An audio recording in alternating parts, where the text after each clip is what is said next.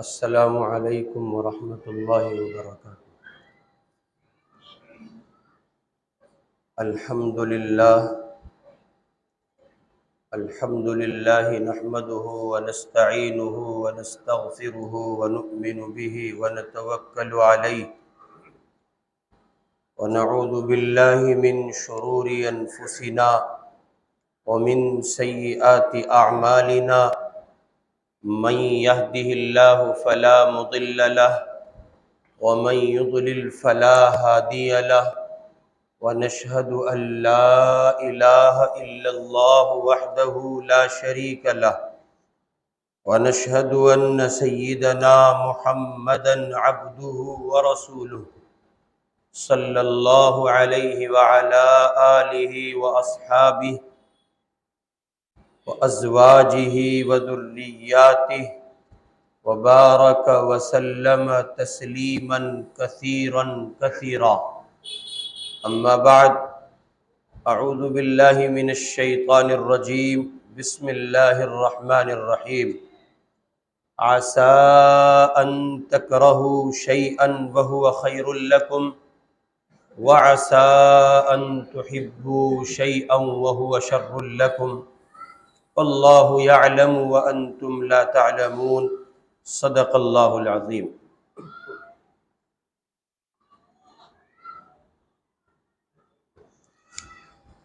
ایک روایت میں ہے، میرے آپ کے آقا و مولا سید الاولین والآخرین حضرت محمد الرسول اللہ صلی اللہ علیہ وسلم نے ارشاد فرمایا کہ اگر مکھی کسی چیز میں ڈوب جائے تو اسے پورا ڈبو لو، اور اس کی وجہ آپ نے ارشاد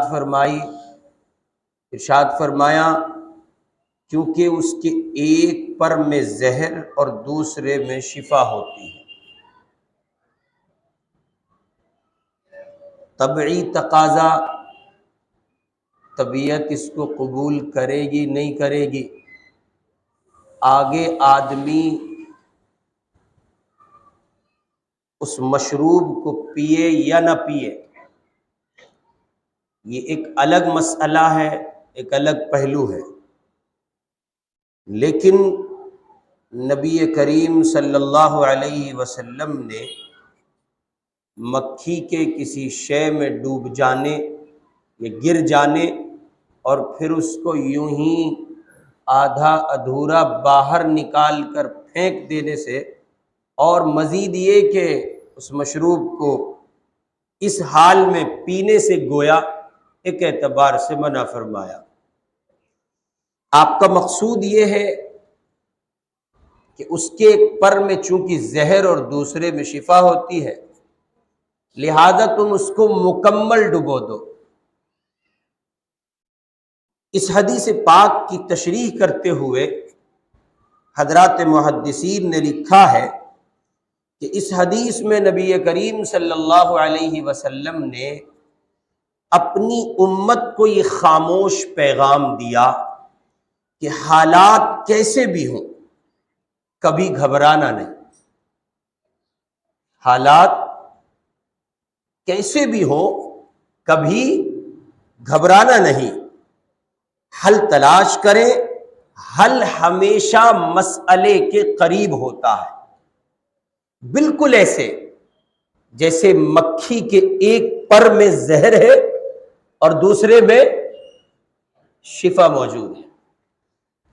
یعنی آپ جس مسئلے میں گھرے ہیں، جو سچویشن آپ کے لیے آپ کے قریب تر کریٹ کی گئی ہے، جو ناموافق اور نامساعد حالات آپ دیکھ رہے ہیں اور جن حالات سے آپ گزر رہے ہیں، تو آپ ہرگز متاثر نہ ہو ان حالات سے، ہرگز پریشان نہ ہو، آپ اپنی امید نہ توڑیں، اور یہ ذہن میں بٹھا لیں کہ آج جہاں آپ کھڑے ہیں اور جو مسئلہ آپ کو درپیش ہے، اللہ کے بندو، اسی مسئلے کا حل اسی مسئلے کے ارد گرد کہیں گھوم رہا ہے۔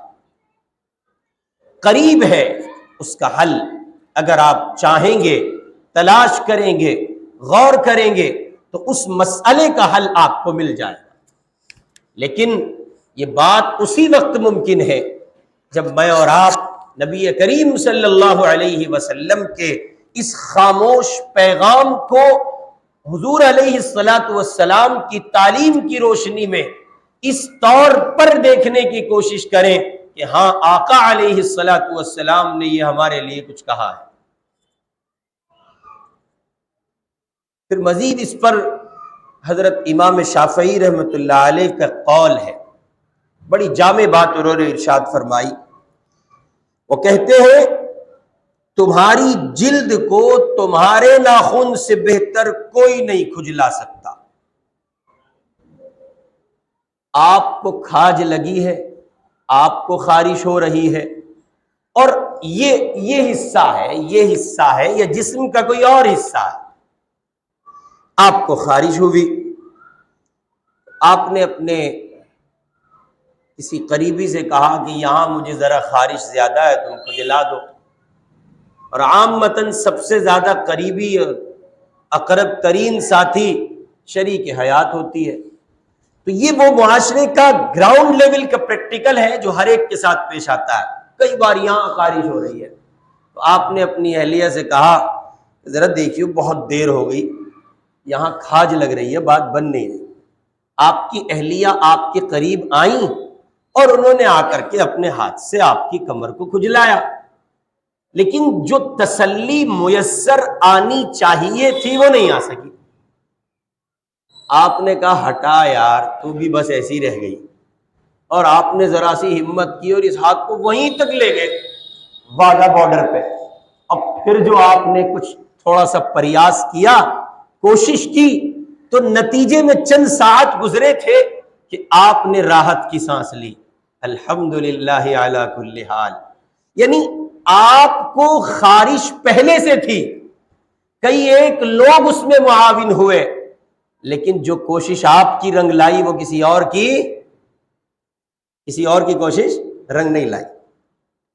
تو امام شافعی رحمۃ اللہ علیہ کہتے ہیں، ان کے دیوان شافعی میں یہ قول ان کا منقول ہے کہ تمہاری جلد کو تمہارے ناخن سے بہتر کوئی نہیں کھجلا سکتا۔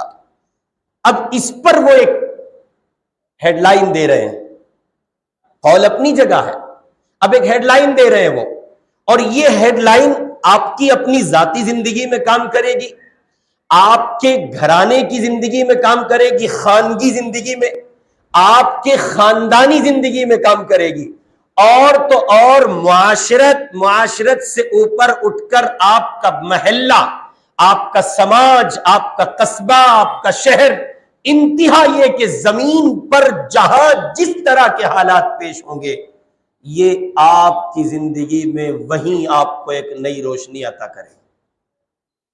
حضرت امام شافعی رحمہ اللہ کا یہ قول کہ تمہاری جلد کو تمہارے ناخن سے بہتر کوئی نہیں کھجلا سکتا، لہذا اپنے تمام مسائل خود حل کرو، یہ ایک ہیڈ لائن انہوں نے دی ہے۔ اپنے مسائل، کوئی کسی کا مسئلہ حل نہیں کرتا۔ میں اور آپ بڑی غلطی پر، بڑی بھول کا شکار ہیں اگر یہ سمجھتے ہیں کہ ہمارے مسائل کوئی اور حل کرے گا۔ چنانچہ آج ہم ہندوستان میں جہاں کھڑے ہیں، اللہ کی قسم ہم نے وہی بھول کی ہے کہ شاید ہماری خارش کسی اور کے کھجلانے سے کم ہو جائے یا ختم ہو جائے، اور ہم نے اس صورتحال میں 70 سال گزار دیے۔ میں اس کے کچھ اشارے آپ کی خدمت میں عرض کر رہا ہوں۔ مثلاً یہ کہ ہم اپنی نسل کو، اپنی اولاد کو، اپنے بچوں کو تعلیمی میدان اس درجے کا فراہم نہیں کر سکے۔ ہم نے سمجھا کہ کوئی اور اٹھے گا جو ہمارے اس مسئلے کا حل کر دے گا، وہ ہمارے لیے اسکول بنائے گا، وہ ہمارے لیے کالج بنائے گا، وہ ہمارے بچوں کو میڈیکل سائنس کی دنیا میں آگے بڑھنے دے گا، ترقی کی راہیں ان کی ہموار ہوں گی۔ ہم نے اور آپ نے سمجھا کہ ہماری نسلیں اس قابل ہو جائیں گی، کوئی ایک تو اٹھے گا، کسی ایک کی مسیحائی تو میسر آئے گی کہ جس کے نتیجے میں اس کی مسیحائی کی منفعت ہمیں حاصل ہوگی۔ لیکن 70 سال گزرنے کے بعد بھی ہم وہیں کھڑے ہیں.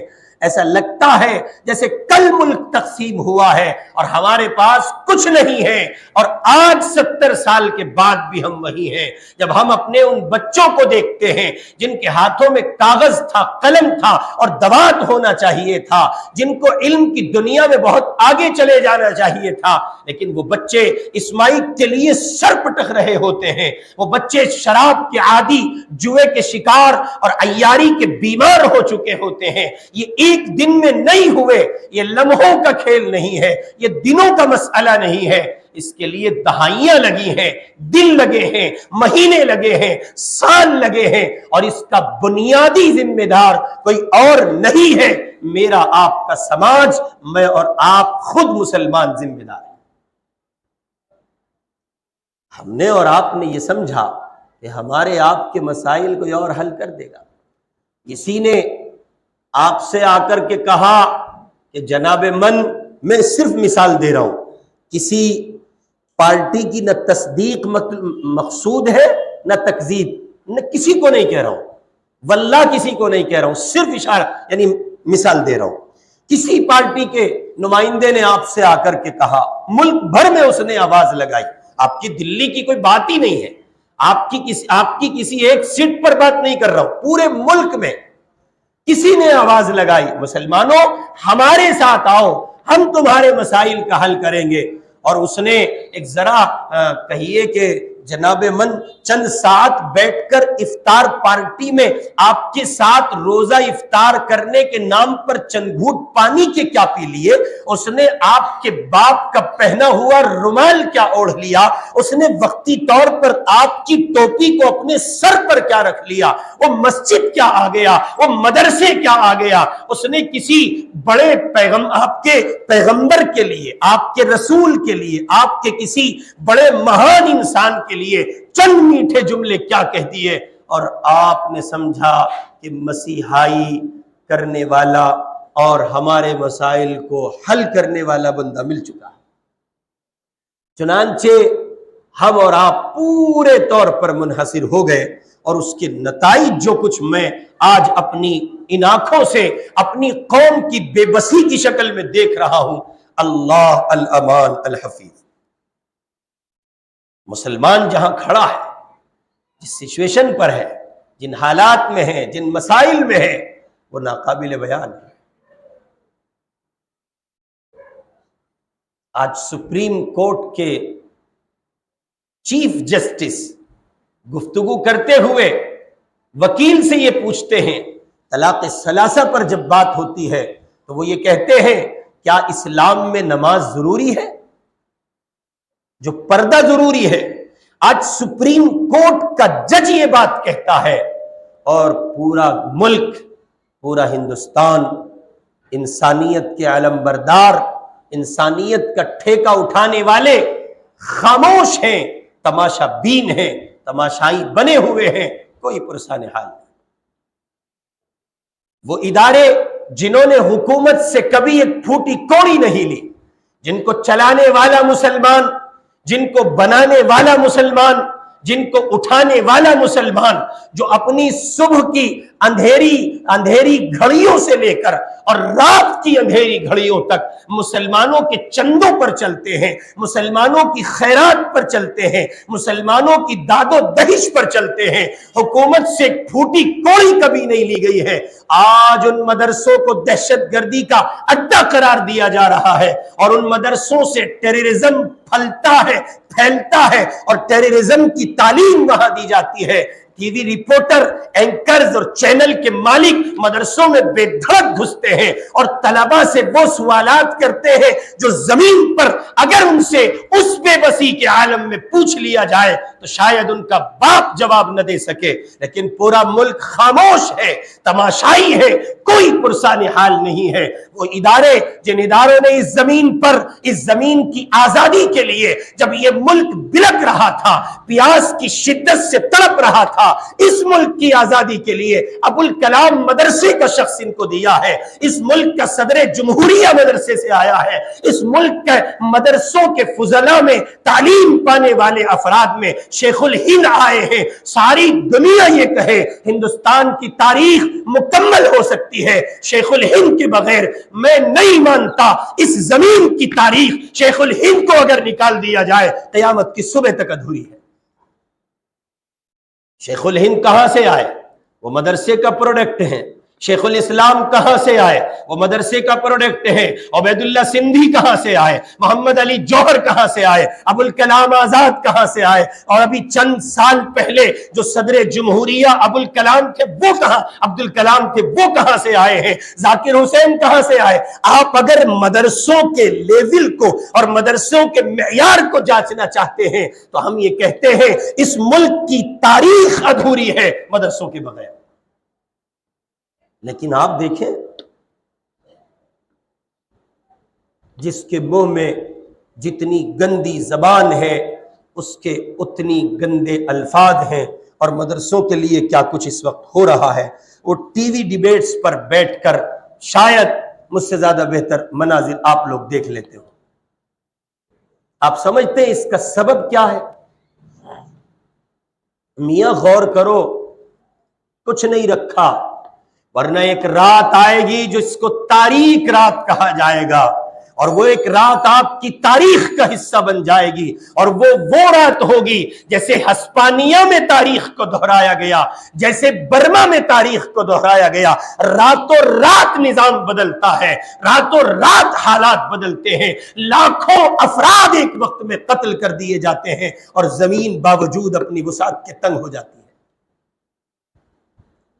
اس بھول میں مت رہیے گا، مت رہیے گا، مت رہیے گا کہ سب کچھ نہیں ہوتا، سب کچھ ہوتا ہے۔ اس لیے امام شافعی رحمہ اللہ کا قول، تمہاری جلد کو، تمہاری کھال کو، تمہارے اپنے ناخن سے بہتر کوئی دوسرا نہیں کھجلا سکتا۔ اس وقت ملک میں کرنے کے 3 بنیادی کام ہیں اگر آپ یہ چاہتے ہیں کہ ابھی بھی کچھ بھلا ہو جائے۔ ڈوبتے کو تنکے کا سہارا بہت، اور مثل مشہور ہے بھاگتے کی لنگوٹ ہاتھ آ جائے بڑا کام ہو جاتا ہے۔ تو اگر آپ یہ چاہتے ہیں کہ وہ تنکے کا سہارا آپ کو میسر آ جائے تو ابھی بھی آپشنز موجود ہیں کہ آپ یہ چند ایک بنیادی کام کر لیں، حالات کا دھارا، حالات کا رخ پلٹا کھا سکتا ہے۔ چنانچہ ملک کو جب ہم دیکھتے ہیں اس کے منظر نامے میں تو ہمیں 3 ایسے کام دکھائی پڑتے ہیں جہاں ہم مجموعی لحاظ سے کمزور ثابت ہوئے ہیں۔ پہلا کام، ہم نے اس ملک میں، اس ملک کے مسلمانوں کے سوا جو طبقات ہیں جن کا اسلام سے دور دور تک کوئی تعلق اور واسطہ نہیں ہے، ہم نے ان اللہ کے بندوں تک اسلام کی تعلیمات کو صحیح تصویر کے ساتھ، صحیح رخ کے ساتھ، صحیح سمت کے ساتھ پہنچانے کی کوشش نہیں کی ہے۔ ہماری پہلی اور بنیادی ذمہ داری ہے، مسلمان خواہ کسی بھی میدان کا ہو، عالم ہو، ڈاکٹر ہو، انجینئر ہو، سائنس داں ہو، سیاست داں ہو، مزدور ہو، ملازم ہو، تاجر ہو، وہ کسی بھی شعبے میں کھڑا ہوا مسلمان ہو، اسے ہر حالت میں اپنے میدان میں رہتے ہوئے، اگر وہ ایک عالم ہے تو عالمانہ کردار کے ساتھ، ایک ڈاکٹر ہے تو ایک طبیب کے کردار کے ساتھ، ایک انجینئر ہے تو اپنی انجینئرنگ کے ساتھ، ایک سائنس داں ہے تو اپنے میدان کے ساتھ، ایک سیاست داں ہے تو اپنے میدان کے ساتھ، مزدور ہے تو مزدوری کی دنیا میں، ملازم ہے تو ملازمت کی دنیا میں، تاجر ہے تو تجارت کی دنیا میں، اسے اپنے میدان میں رہتے ہوئے خود کو سچا مسلمان ثابت کرنا ہوگا، تاکہ اس کے داعیانہ اخلاق اور کردار کو دیکھ کر دوسرے لوگ اسلام کے تئیں محبت کا راستہ اپنا سکیں۔ یہ پہلا اور بنیادی کام. گویا یوں کہہ لیں کہ پہلا کام دعوت ہے. پہلا کام دعوت ہے. وہ طبقہ جس کے پاس اسلام نہیں ہے، جس کی جھولی اسلام سے خالی ہے، اس طبقے تک اسلام کا پیغام عملاً آپ کے وجود، آپ کے کردار، آپ کی گفتار، آپ کی شخصیت کے ذریعے پہنچنا چاہیے. اور جب آپ یہ دیکھیں کہ اس کے قلب کی زمین اسلام کی زمین کے لیے بہت حد تک میل کھا چکی ہے، تو پھر آپ کو وہ کردار بھی زندہ کرنا ہے کہ آپ اس سے یہ کہہ دیں کہ آپ ہمیشہ کی جہنم سے بچ جائیں اور ہمیشہ کی جنت میں آ جائیں، اور کہہ دیں اس بات کو اللہ کے سوا کوئی معبود نہیں ہے اور جناب رسول اللہ اللہ کے سچے رسول ہیں. تو پہلا بنیادی کام کیا ہے جی؟ دعوت. بول کے بتائیں. دعوت. اللہ کے وہ غیر مسلم بندے جن کی جھولی میں اسلام نہیں ہے، ان تک اسلام کی دعوت پہنچنی ہے. اس کے دو بنیادی سٹیپ ہیں. پہلا عملاً ہے، پہلا پریکٹیکل ہے. دیکھیے عامتاً ایسا ہوتا ہے کہ چیزیں پہلے فزیکل پڑھی جاتی ہیں اور پھر اس پر پریکٹیکل آتا ہے. حالات اس درجے نامساعد ہیں اور ہم نے تاخیر اتنی کی ہے کہ اب پہلے پریکٹیکل پیش کرنا ہوگا، بعد میں کہیں جا کر فزیکل کی ضرورت پڑے گی. ہماری آپ کی یہ ذمہ داری ہے کہ ہم پریکٹیکلی اسلام پیش کریں تاکہ وہ ہم سے کہیں ذرا فزیکلی پڑھنے کے لیے کچھ دے دیجئے اور اسلام کے لیے زمین ہموار ہو سکے.